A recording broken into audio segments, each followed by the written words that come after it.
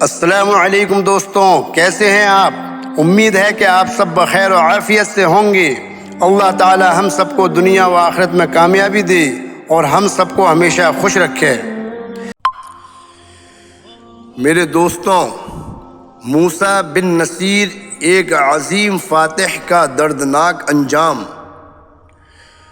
یہ سن 715 عیسوی ہے۔ حج کا موسم ہے۔ مکہ میں خوب چہل پہل ہے۔ مسلمانوں کے قافلے دھڑا دھڑ آ رہے ہیں۔ خیموں کا شہر معرض وجود میں آ چکا ہے، جو لمحہ بلمحہ بڑھ رہا ہے۔ مسجد الحرام کے سامنے فقیروں کی قطاریں ہیں۔ ان میں زیادہ تر بدو ہیں جو حج کے دنوں میں یہاں آ کر بھیک مانگتے ہیں۔ ان فقراء میں اس دفعہ ایک بوڑھے فقیر کا اضافہ ہے جس پر کسی نے کوئی خاص توجہ نہیں دی، کیونکہ عام فقیروں کی طرح اس کے کپڑے پرانے، میلے اور پھٹے ہوئے ہیں۔ چہرے پر مٹی کی اس حد تک دھول ہے کہ چہرہ پہچانا ہی نہیں جاتا۔ تمام فقراء میں یہ شخص سب سے بوڑھا ہے۔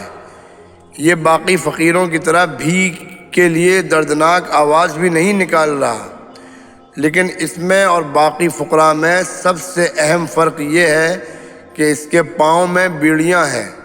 حاجی لوگ پاس سے گزرتے ہیں، اس فقیر کو غور سے دیکھتے ہیں، 1 یا 2 دینار نکال کر سامنے پھینک دیتے ہیں۔ ایک حاجی صاحب سامنے آ کھڑے ہوئے، غور سے دیکھا، پھر پوچھا چوری کی ہے؟ فقیر نے جواب دیا، چوری کی ہوتی تو ہاتھ کٹے ہوئے ہوتے۔ تو کیا کسی خاتون کو چھیڑا ہے؟ حاجی نے مزید پوچھا۔ اگر خاتون کو چھیڑا ہوتا تو سنگسار کر دیا جاتا، فقیر نے جواب دیا۔ حاجی نے پھر پوچھا، تمہارا نام کیا ہے؟ جواب ملا، کبھی میرا نام بھی ہوا کرتا تھا، اب رہے نام اللہ کا۔ تو پھر آپ کون ہیں اور آپ کے پاؤں میں بیڑیاں کیوں ہیں؟ حاجی نے پھر پوچھا۔ فقیر نے جواب دیا، میں امیر المؤمنین شاہ سلمان بن عبد الملک کا قیدی ہوں۔ اتنی دیر میں بربر قبیلے کے 2 حاجی آئے اور فقیر کے سامنے بیٹھ گئے۔ فقیر ایک ہی صدا لگا رہا تھا، وَتُعِزُّ مَن تَشَاءُ وَتُذِلُّ مَن تَشَاءُ۔ یہ دونوں اپنے اپنے قبیلوں کے سردار تھے۔ تھوڑی دیر بات چیت کے بعد ایک حاجی نے فقیر کی تھوڑی اوپر کر کے کہا، تم امیر موسیٰ بن نصیر ہو؟ یہ سن کر موسیٰ کے آنسو نکل پڑے۔ ان میں سے پھر ایک بولا کہ ہم نے تو یہ سنا تھا کہ امیر المومنین نے تمہیں قید کر رکھا ہے، لیکن یہ نہیں پتا تھا کہ تم بھکاری بن چکے ہو۔ موسیٰ نے جواب دیا، مجھے امیر سلمان یہاں لائے ہیں کہ بھیک مانگ کر اسے 2 لاکھ دینار پورے کر دوں۔ ان میں سے پھر ایک بولا، امیر موسیٰ آپ حکم کریں، ہم شاہ سلمان کے خلاف بغاوت کر دیں گے، ہمارے قبیلے کے لوگ دیناروں کے ڈھیر لگا دیں گے، اگر ضرورت پڑی تو ہم امیر سلمان کو قتل بھی کر سکتے ہیں۔ لیکن موسیٰ نے انہیں ان تمام باتوں سے منع کر دیا۔ امیر سلمان کے مخبر موقع پر موجود تھے، وہ فوری طور پر انہیں پکڑ کر امیر کے پاس لے گئے۔ اس کے بعد ان کا کہیں پتہ نہ چلا۔ موسیٰ بن نصیر کا خاندان بنیادی طور پر تو عیسائی تھا۔ یہ ایک قسم کا خانہ بدوش قبیلہ تھا جو شام میں دریائے فرات کے مشرقی کنارے رہائش پذیر تھا۔ جب مسلمانوں نے یہ علاقہ فتح کیا تو موسیٰ کے باپ کو قیدی بنا لیا گیا۔ وہاں عبدالعزیز نامی ایک شخص اس کا نیا مالک تھا۔ وہ اتنا متاثر ہوا کہ اس نے اسے آزاد کر دیا اور اس سے دوستی کر لی۔ موسیٰ کی پرورش عمر بن عبدالعزیز کے ساتھ ہوئی۔ وہاں سے یہ خاندان گورنر مصر عبدالعزیز بن مروان کے پاس پہنچا، جس نے موسیٰ کو افریقہ میں گورنر مقرر کر دیا۔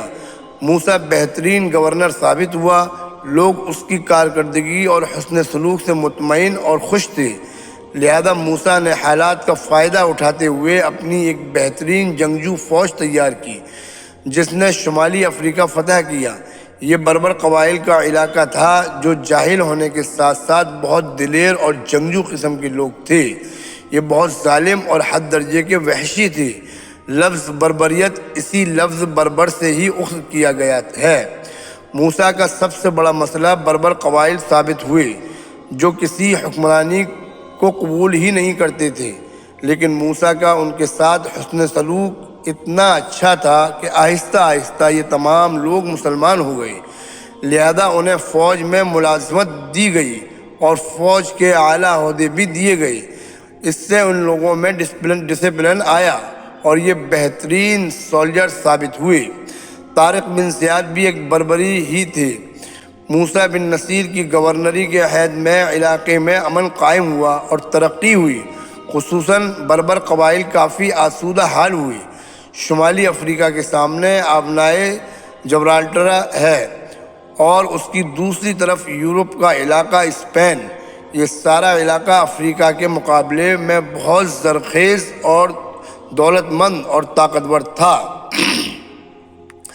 سارا علاقہ عیسائی تھا۔